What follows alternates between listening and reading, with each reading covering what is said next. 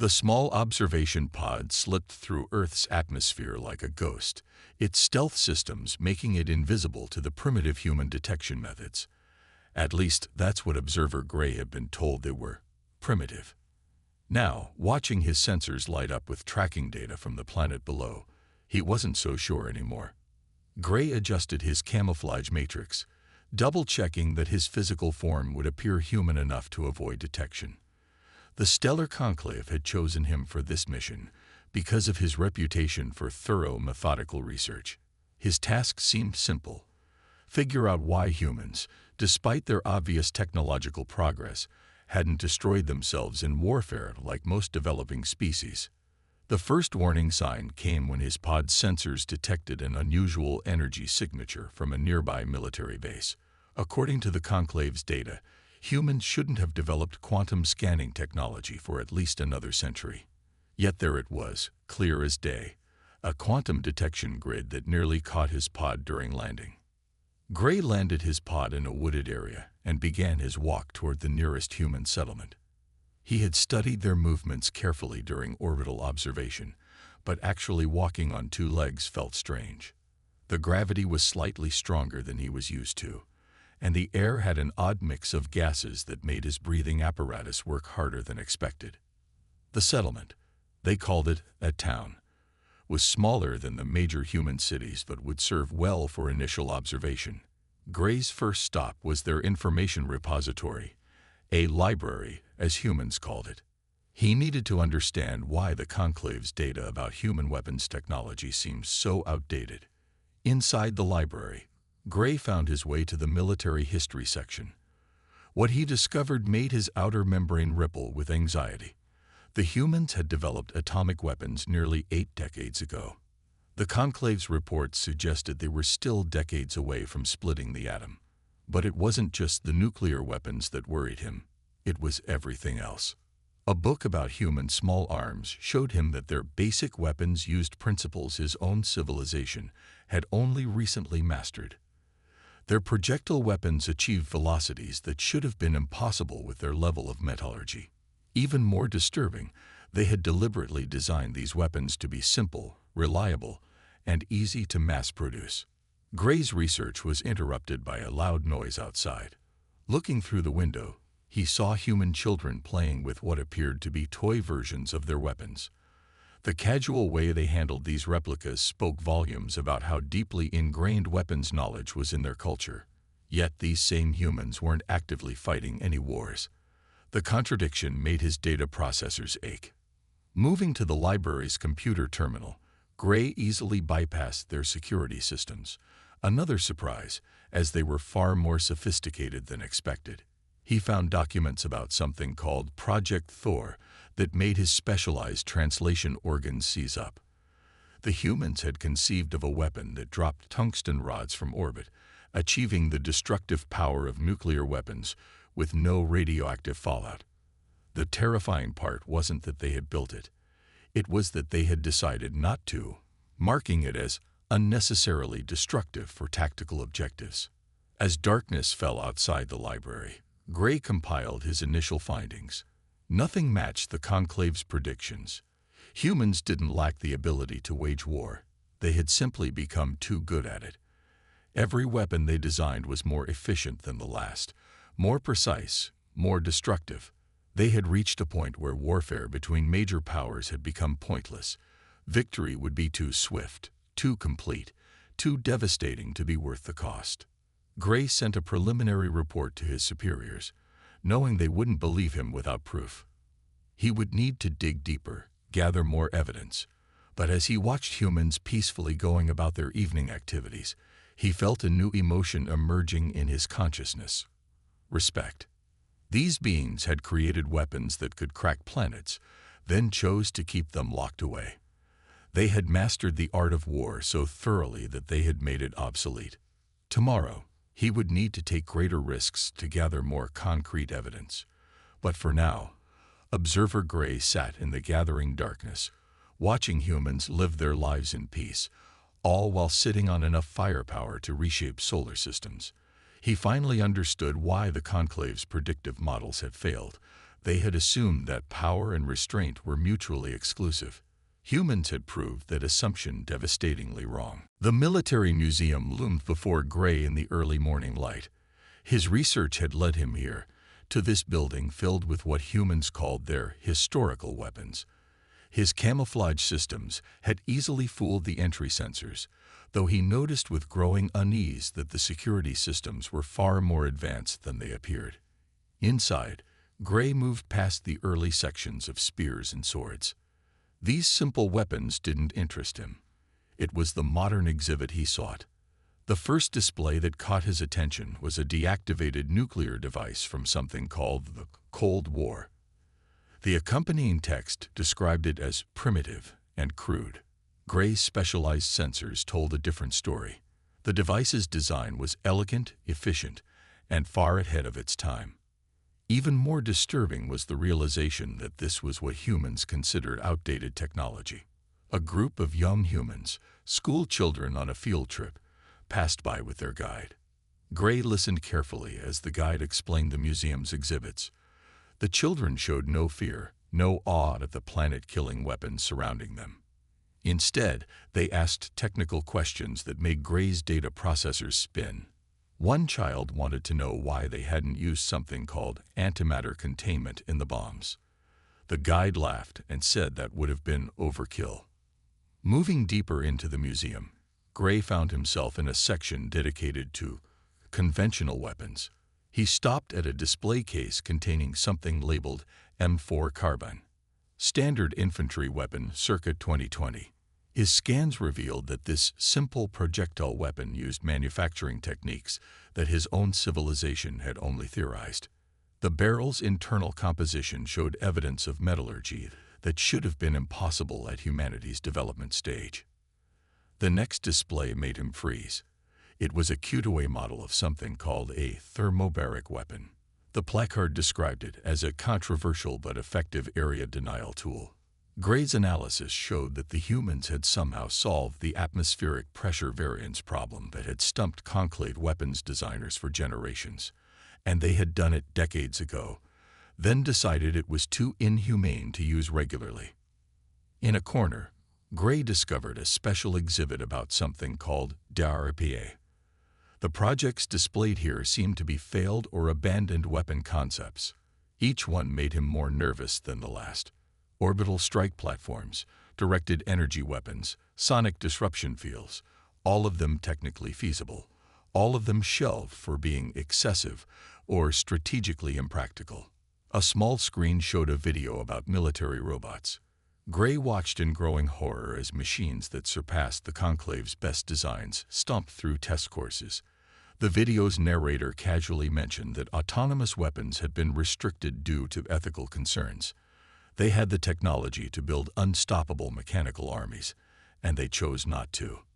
Near the exit, Gray found himself staring at a massive image of Earth taken from space. Scattered around it were smaller pictures showing weapon tests from throughout human history. Each image was labeled with the yield, range, and impact of the weapon shown. The numbers didn't make sense. They were too high, too efficient, too advanced. Yet the evidence was right there in front of him. An elderly human wearing a veteran's badge approached where Gray stood. "Impressive, isn't it?" The man said, startling Gray. "Hard to believe we built all these ways to kill each other, then decided not to use them." He chuckled and walked away, leaving Gray to ponder the casual way he had discussed such devastating power. As Gray prepared to leave the museum, he made one final discovery.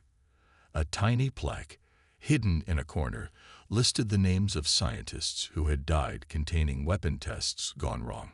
The list was surprisingly short, and the dates were all from the early days of human weapon development. They had mastered these terrible technologies so thoroughly that even testing them had become safe. Outside, in the bright sunlight, Gray sent another update to the Conclave. He knew he needed more evidence, but his conclusion was becoming clear. Humans hadn't abandoned warfare because they were peaceful. They had simply become too good at it. The weapons in that museum weren't just artifacts. They were warnings. Warnings that humanity had found so many ways to win wars that fighting them had become pointless. Looking back at the museum one last time, Gray understood why the building had no defensive systems beyond basic security. It didn't need them. The weapons inside were outdated by human standards, yet they were still more advanced than anything his civilization possessed. Gray shuddered to think what humans kept in their active military bases, and that's exactly where he needed to go next. Getting into the military training facility had been easier than Gray expected. A simple uniform and copied identification badge was all it took. The humans seemed to rely more on trust than security systems. As he walked across the grounds, he realized why. His sensors detected layers of hidden scanning technology that made the Conclave's best detection systems look primitive. They had simply let him in to study him. The morning sun beat down on the training field as soldiers practiced with their weapons. Gray had positioned himself near what appeared to be a basic shooting range, expecting to see humans training with simple practice ammunition. The distinctive crack of gunfire made his protective membrane quiver. These weren't practice rounds. They were using live ammunition as casually as if they were throwing stones. A group of new recruits gathered around an instructor who held what looked like a standard rifle. "This here," the instructor said, patting the weapon, "is just your basic field unit. Nothing fancy." Gray's scans told a different story. The basic weapon contained advanced recoil suppression technology, smart targeting systems, and barrel materials that shouldn't have been possible to manufacture with human technology levels. The instructor demonstrated the weapon's capabilities, hitting targets at ranges that made Gray's data systems recalculate multiple times. The recruits watched with bored expressions, as if such precision was nothing special. One of them raised a hand and asked about using something called smart rounds. The instructor laughed and said they would get to the fun toys later. Moving to another area, Gray observed what the humans called heavy weapons training. A soldier carried a large tube-shaped device onto the field. Gray's sensors identified it as a rocket launcher, but its design was puzzling. It seemed far too simple, too streamlined. The soldier fired at a distant target, and Gray's confusion turned to shock. The rocket didn't fly in a straight line. It curved, adjusted, sought its target with an intelligence that should have required a much larger guidance system. In a nearby building, Gray found himself watching urban combat training. Soldiers moved through a mock city, their weapons linked to what humans called a tactical network. Each fighter seemed to know exactly where their companions were, sharing targeting data and tactical information instantly. The system was so advanced that Gray initially mistook it for telepathy. A loud explosion drew his attention to an adjacent field. There, engineers were practicing with what they called standard demolition charges. Gray watched in horror as they casually handled explosives powerful enough to level buildings. One engineer complained that the charges were too weak for breaching certain structures. His companion suggested using something called a plasma cutter instead. Near the end of the field, Gray discovered something that made him question everything he thought he knew about human military capabilities. A row of what appeared to be simple metal crates sat in the sun. His scans revealed they were actually portable nuclear fusion generators, technology the Conclave had only theorized about.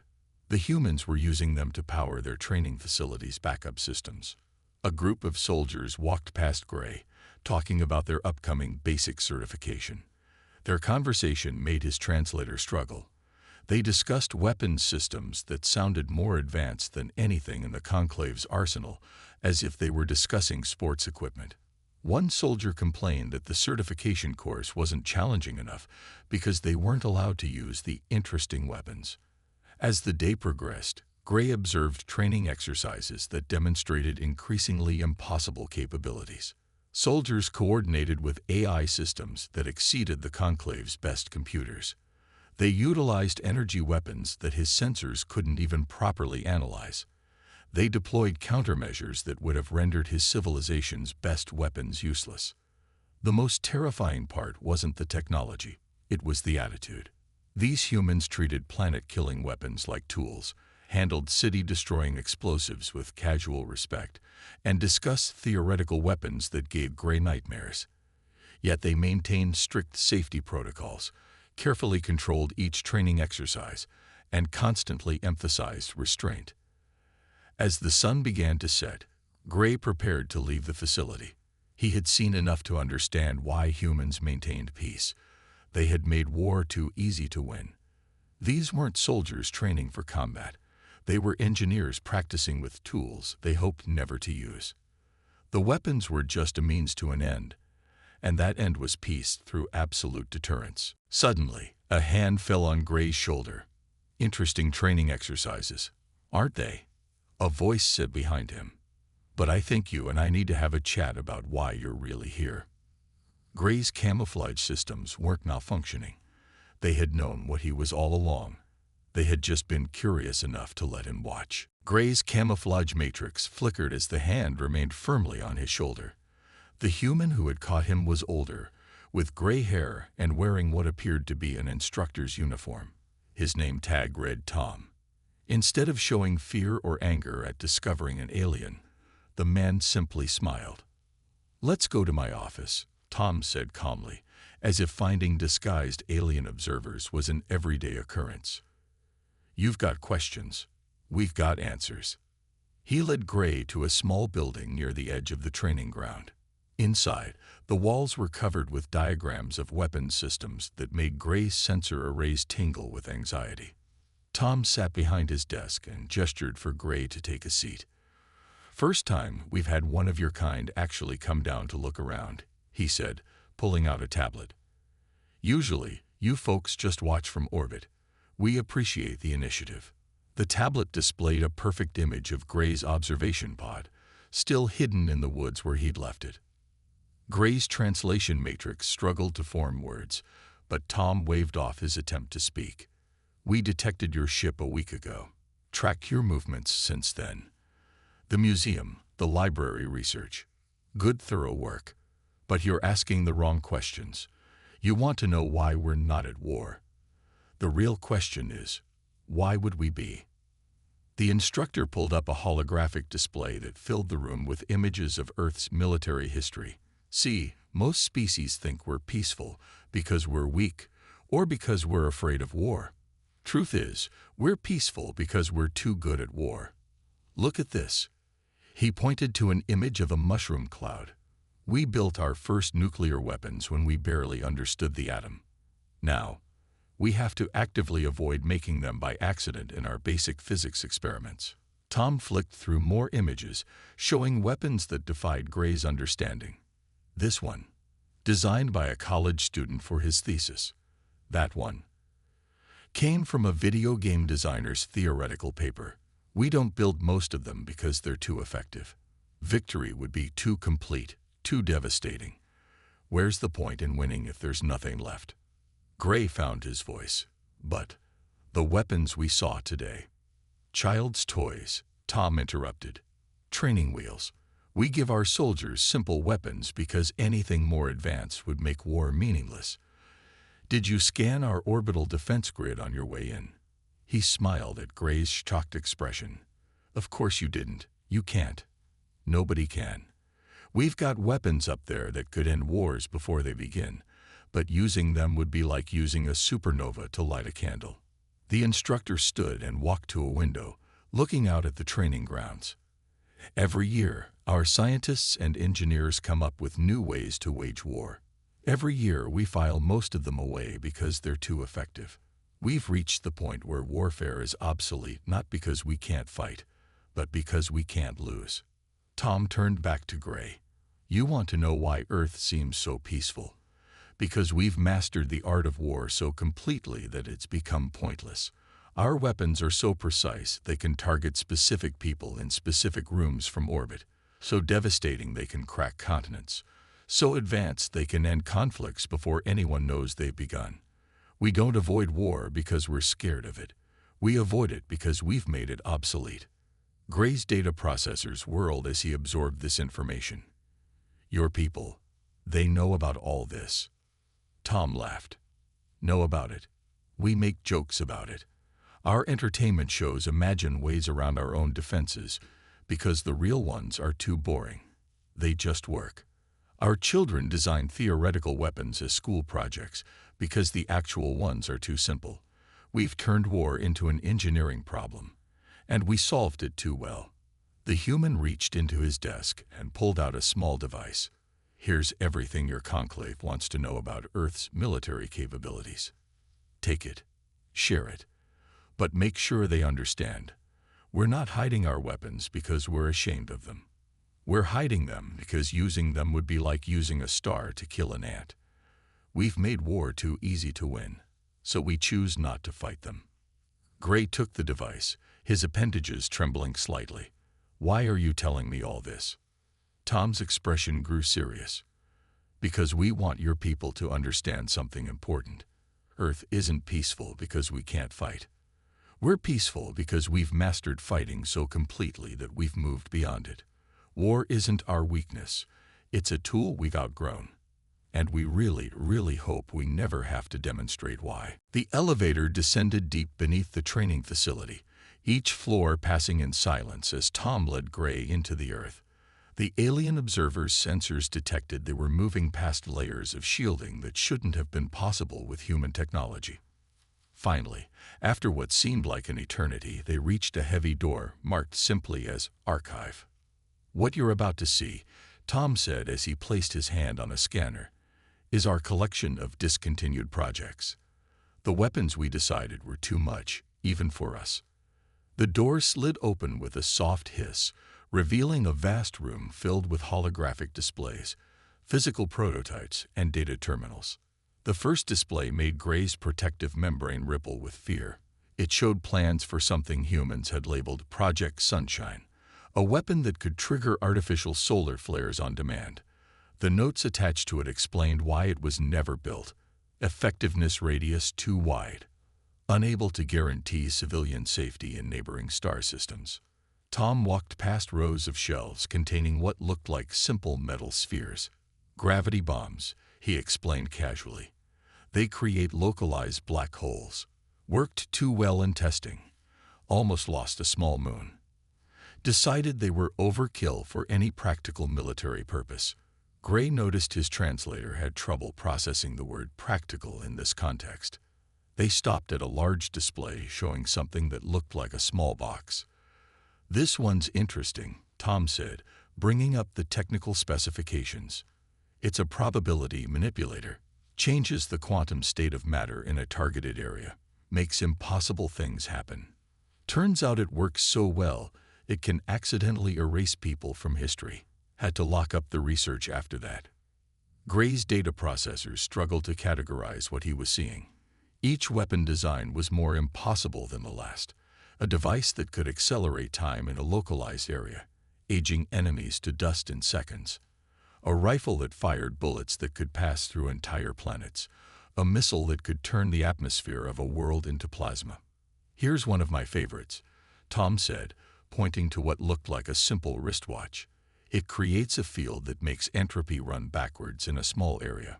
Imagine firing a bullet that causes everything it hits to unmake itself. Worked perfectly in tests. Too perfectly. The ethics committee had kittens when they saw the footage. They passed through a section dedicated to what humans called psychological weapons.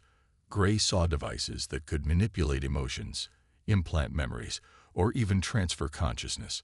All of them worked flawlessly. All of them had been abandoned because they worked too well. The thing about humans, Tom explained as they walked, is that we're really good at coming up with new ways to fight. Too good, actually. Half the things in here were invented by accident. Scientists working on clean energy accidentally invented antimatter bombs. Medical researchers trying to cure diseases created viruses that could rewrite DNA. Computer programmers making video games stumbled onto AI that could predict and counter any military strategy. They stopped at a final display, larger than the others. It showed what looked like a simple mathematical equation. This one scared us the most, Tom said quietly. One of our physicists wrote it while trying to solve a problem about quantum mechanics. Turns out it's a formula that could collapse reality itself. We had to classify basic math as a weapon of mass destruction after that. Gray stared at the equation, his sensors confirming its terrible potential. Why? He struggled to form the words, "Why show me all this?" Tom turned to face the alien observer. "Because you need to understand something fundamental about humanity. We don't avoid war because we're peaceful. We don't stockpile weapons because we're afraid. We've simply reached a point where conflict itself has become obsolete. These weapons," he gestured at the vast archive around them, "they're not our pride or our shame. They're our reminder that we've made war too easy to win." The human touched a nearby display, bringing up images of Earth's cities, schools, and parks. Every year, our scientists and engineers accidentally invent dozens of ways to destroy worlds. Our children design planet-killing weapons as homework assignments, but we choose not to build them. Not because we can't, but because we've moved beyond the need for them. As they prepared to leave the archive, Gray looked back at the room full of impossible weapons. He finally understood why humans seemed so peaceful despite their technological advancement. They hadn't chosen peace because they feared war. They had chosen peace because they had mastered war so completely that it had become meaningless. Back in his observation pod, Gray's appendages trembled as he prepared his emergency transmission to the stellar conclave. The small device Tom had given him sat connected to his communication array, its contents already verified, and even more terrifying than what he had seen in person. He took one last look at the Earth through his pod's viewport before beginning his report. Emergency priority update from Observer Gray to the Stellar Conclave High Command. He began, his translator working overtime to convey the urgency in his message. Previous assessments of human military capabilities were catastrophically wrong. Recommend immediate recalculation of all diplomatic approaches. Current situation far more serious than initially believed. Gray's data processors whirred as he organized the massive amount of information he had gathered. Humans have not only mastered technologies we believed impossible, they have surpassed them and chosen not to use them. Their weaponry is not primitive. It is so advanced that they deliberately use simpler versions to maintain the illusion of manageable warfare. The pod's screens displayed images from the archive as Gray continued his report. They have weapons that can manipulate gravity, time, and reality itself. Their basic training weapons exceed our most advanced military technology. But this is not the most critical information. The truly important discovery is their reason for peace. He transmitted data from his visit to the training ground. Humans do not maintain peace because they fear war. They maintain peace because they have made war obsolete through sheer destructive capability. Their current weapons, the ones they actually use, represent less than 1% of their true military potential. The remaining 99% has been deliberately archived because it is too effective. The device Tom had given him automatically uploaded more data to support his claims. The humans have achieved what our scientists believed impossible. They have made warfare itself pointless. Their weapons are so precise, so devastating, and so easily deployed that victory in any conflict would be instantaneous and absolute. They choose peace not from weakness, but from the wisdom of knowing they have solved war as a concept. Gray's sensors picked up increasing activity from Earth's orbital detection grid. They were watching him, letting him transmit. Most critically, the humans are aware of our observation. They have known about the conclave for years, but chose not to reveal this knowledge. They allowed my investigation to continue because they wanted us to understand something fundamental about their species. He transmitted the specs of what humans called their discontinued projects. These beings regularly conceive of weapons that could destroy galaxies, and they do so by accident. Their children design world-ending devices as school projects. Their entertainment media imagines weapons we cannot comprehend, and they classify all of these as impractical because they are too effective. The pod systems showed confirmation of his transmission being received by the conclave.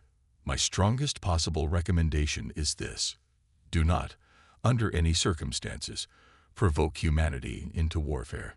They have not abandoned war because they are incapable of fighting. They have abandoned it because they are too capable. What we perceived as peaceful development was actually a species so far beyond conventional warfare that they see no purpose in it. Gray included his recordings from the military museum and training facility. Their basic weapons, the ones they consider primitive, could defeat our most advanced defense systems. Their archived weapons could destroy our civilization before we knew we were under attack. But they don't want to use any of them. They have moved past warfare, not through weakness, but through absolute mastery of it. As he prepared to conclude his report, Gray noticed a small note had been added to the device's data. It was a message from Tom. "We hope this helps your people understand. We don't want enemies. We don't want subjects. We want neighbors. We hope you'll choose to be friends instead of testing why we keep most of our weapons locked away." Gray added the note to his transmission. Final recommendation to the Conclave. Accept humanity's offer of peaceful contact. They have given us this information not as a threat, but as an explanation. They are not showing us their weapons to frighten us, but to help us understand why they choose not to use them. They have mastered the art of war so completely that they have transcended it. The only proper response is to acknowledge this mastery and approach them as equals, or better yet, as students who have much to learn about true power. The Stellar Conclave's central chamber had never been so quiet. The highest officials of their civilization sat in stunned silence as they reviewed Observer Gray's report for the third time. The evidence was undeniable. The implications were enormous. Humanity wasn't just another emerging species. They were something entirely different.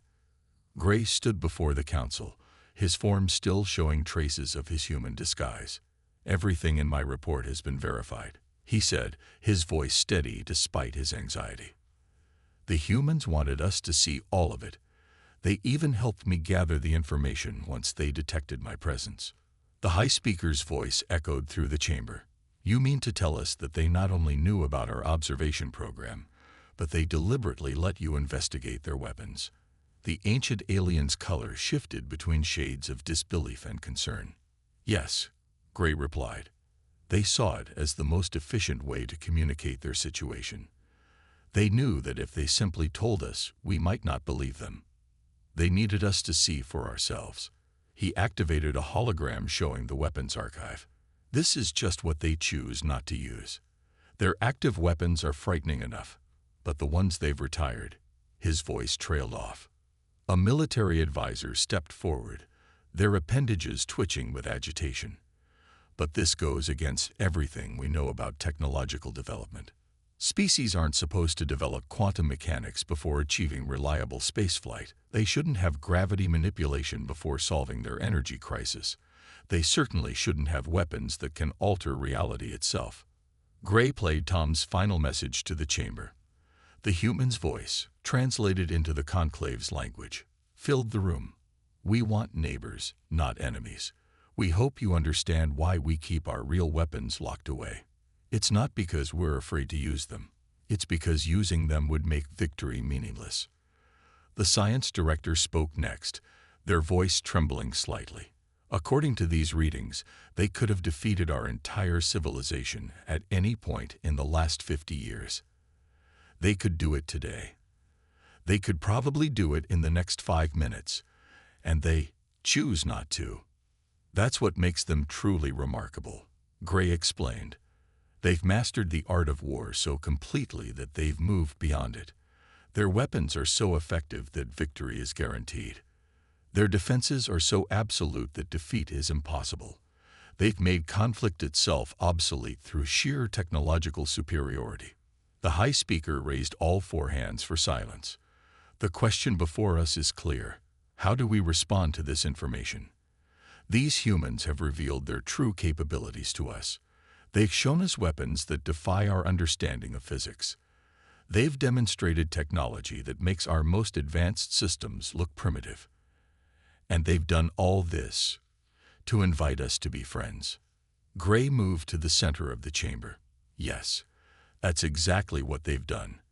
They showed me their weapons not to threaten us, but to help us understand. They don't want us to fear them. They want us to understand why they choose peace. They've achieved something our civilization has sought for millennia. They've made warfare itself pointless. The chamber erupted in discussion. Some counselors argued for immediate diplomatic contact. Others wanted to study humans further. A few suggested retreating from Earth entirely.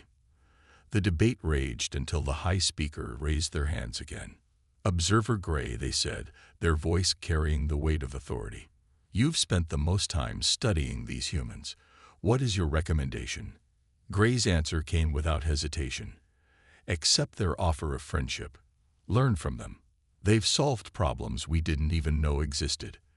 They've mastered technologies we thought impossible. But most importantly, they've learned when not to use their power.